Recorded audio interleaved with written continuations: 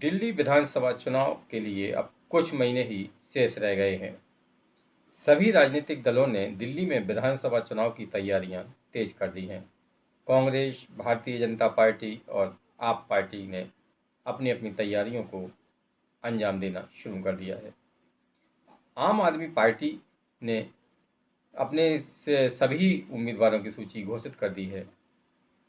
कांग्रेस भी जल्द ही 28 नामों पर अपनी सूची जारी करेगी।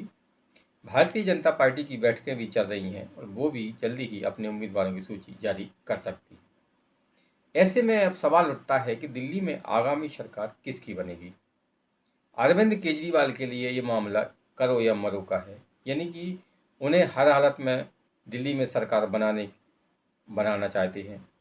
अब ये जनता के मूड पर है कि जनता उनको अब मौका देती है या उनको दिल्ली से बाहर का रास्ता दिखाती है। अभी तक जो दिल्ली में माहौल है उससे तो यही लग रहा है कि आम आदमी पार्टी का जीतना बड़ा मुश्किल है। अरविंद केजरीवाल भले ही बड़ी बड़ी घोषणाएं कर रहे हैं, महिलाओं के लिए महिला सम्मान निधि 2100 रुपये घोषित की है, उसके जॉब कार्ड भी भरवाए जा रहे हैं, लेकिन दिल्ली की जनता को अरविंद केजरीवाल पर अब विश्वास नहीं रहा, क्योंकि इन्होंने बड़े बड़े वादे किए थे। दिल्ली को हम विदेश जैसा बना देंगे, है ना, और यमुना को साफ कर देंगे, ये कर देंगे, वो कर देंगे। किया कुछ नहीं है। पूरे 10 साल सिर्फ एलजी और कांग्रेस भाजपा से लड़ाई ही करते रहे। तो दिल्ली की जनता भी ये बात अच्छी से समझ गई है कि केजरीवाल को सिर्फ अपनी राजनीति चमकाना है, अपना बंगला चमकाना है और कुछ नहीं करना है। जिस पानी के दम पर वे सत्ता में आए थे, दिल्ली की जनता अब पानी के लिए, एक एक बूंद के लिए तरस रही है। खैर, दिल्ली में आम आदमी पार्टी का खेल बिगाड़ने के लिए कांग्रेस तैयार बैठी है। नमस्कार, संजय एक्सप्रेस न्यूज में आपका बहुत बहुत स्वागत है। चैनल को सब्सक्राइब कर बेल आइकन दबाएं और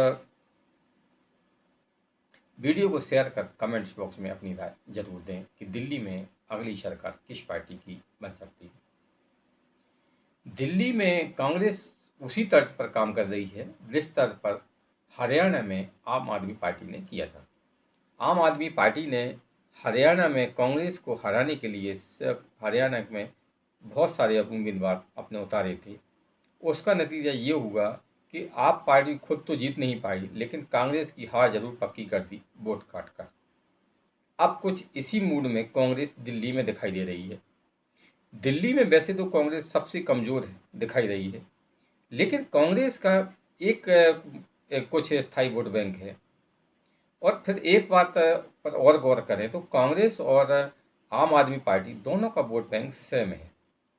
आम आदमी पार्टी भी मुस्लिम वोटों पर दाव लगा रही है, पिछड़ों पर दाव लगा रही है, दलितों पर दाव लगा रही है, और कांग्रेस भी यही कर रही है। भले ही कांग्रेस दिल्ली में कमज़ोर हो, लेकिन वो आम आदमी पार्टी का खेल बिगाड़ तो सकती ही है। ऐसे में आप और कांग्रेस के झगड़े में भाजपा को फायदा होने की पूरी संभावना है। वैसे भी भारतीय जनता पार्टी अब झारखंड वाली गलती दिल्ली में नहीं दोहराएगी। झारखंड में जिस तरह चुनाव के ठीक पहले झारखंड के मुख्यमंत्री हेमंत सोरेन की गिरफ्तारी हुई, उससे हेमंत सोरेन को झारखंड की जनता का सहानुभूति मिली और उनको फिर से जीत मिल गई।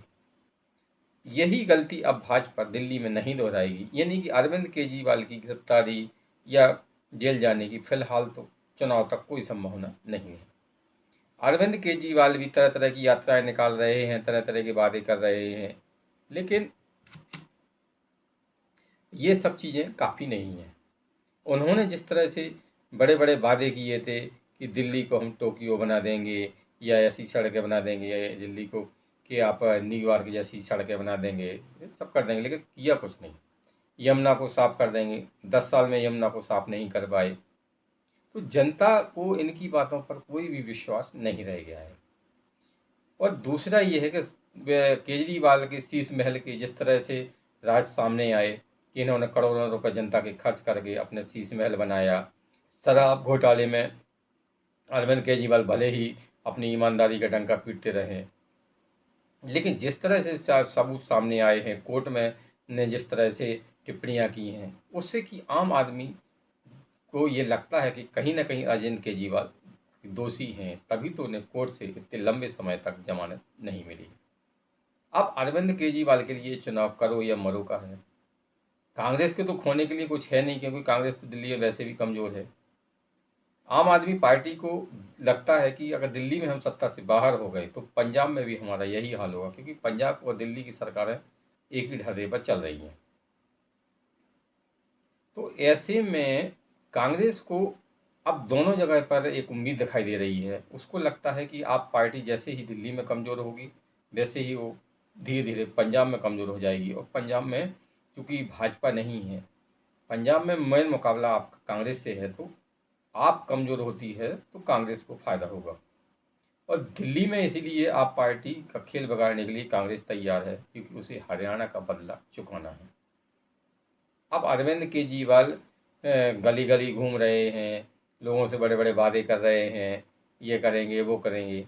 तो जनता उनसे यही पूछ रही है, भैया आप करेंगे लेकिन 10 साल तक आप क्या करते रहे? 10 साल तक तो आप सिर्फ एलजी से लड़ाई करते रहे हैं, मोदी से लड़ाई करते रहे। अरे भाई करना था तो पहले भी करते ना। दिल्ली में इसके पहले भी विपक्षी की सरकारें रही हैं। कांग्रेस का केंद्र में सरकार थी तो दिल्ली में भाजपा की सरकार थी। भाजपा की सरकार केंद्र में थी तो दिल्ली में कांग्रेस की सरकार थी। लेकिन अरविंद केजरीवाल जैसी लड़ाई किसी ने नहीं की। हालांकि इस लड़ाई को में अरविंद केजरीवाल को तो फायदा हुआ, लेकिन दिल्ली की जनता को कुछ नहीं मिला। इसीलिए अब दिल्ली की जनता पूछ रही है कि अरविंद केजरीवाल जी 10 साल में आपने क्या किया, पहले ये बताइए, फिर आगे आप कुछ बड़े बड़े वादे करिए।